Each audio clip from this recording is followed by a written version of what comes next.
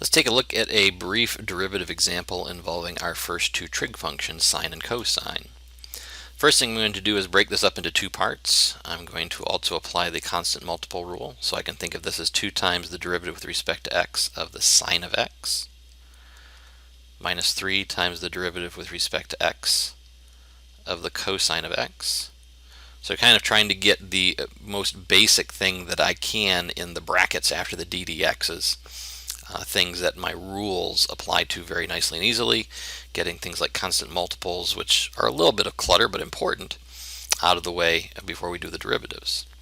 So we'll end up with 2 times the cosine of x, since the derivative of sine is cosine, and we'll end up with minus 3 times negative sine x, since the derivative of cosine is negative sine.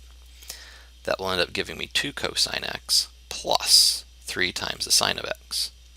Always be careful when taking derivative of cosine, especially when it's being subtracted, because of that negative that we pick up in the derivative process.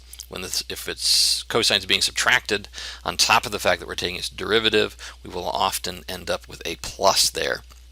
And it's an easy thing to miss if we're not looking for it and we're not being careful about what we do.